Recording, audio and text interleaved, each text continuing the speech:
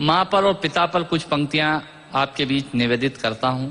आप यहाँ जितने लोग बैठे हैं, मुझे नहीं मालूम कि किनकी माँ जीवित हैं और किन्होंने माँ को खो दिया, पर मेरा व्यक्तिगत मत यह है कि जिनकी माँ जीवित हैं, जिनके पिता जीवित हैं, वो दुनिया के सबसे संपन्न लोग हैं, वो दुनिया के सबसे अमीर लोग हैं, वो दुनिया के सबसे धनाढ्य लोग हैं।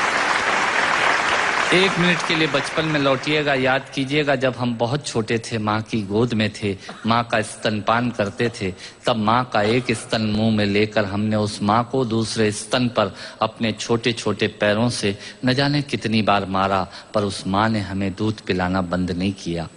मित्रों, लात खाकर भोजन देने की शक्ति उस परमपिता परमेश्वर ने दुनिया में यदि किसी को दी है, वो सिर्फ माँ को दी है। माँ के अलावा ये ताकत किसी के पास नहीं है। मैं उस माँ की वंदना में कविता पढ़ता हूँ। याद कीजिएगा उन दिनों में जब हम चौके में, रसोई में बैठकर खाना खाया करते थे और माँ खाना बनाती थी।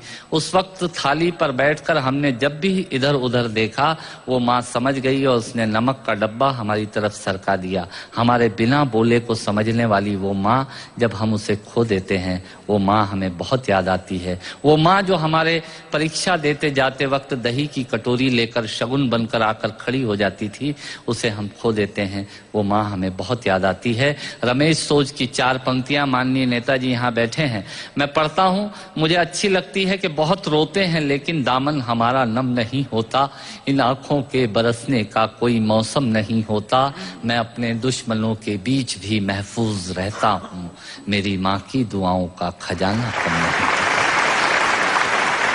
स्वामीनाथ पांडे की 3 पंक्तियां सुनाता हूँ। स्वामीनाथ पांडे ने 3 पंक्तियों का उपन्यास लिखा।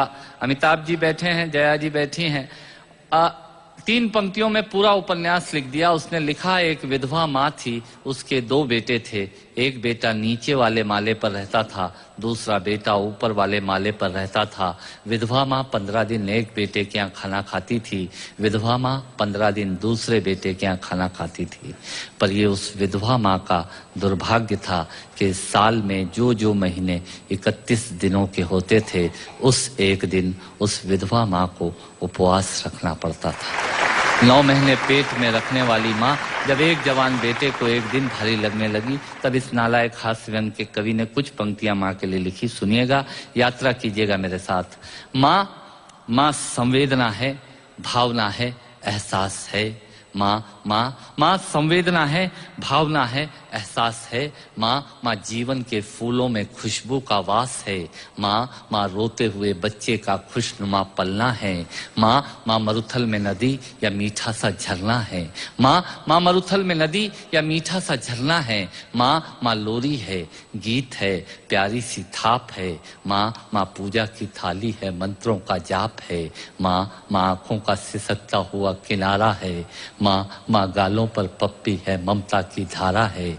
माँ झुलसते दिनों में कोयल की बोली है। माँ मेहंदी है, कुमकुम है, सिंदूर है, रोली है। माँ कलम है, दवात है, स्याही है। माँ परमात्मा की स्वयं एक गवाही है।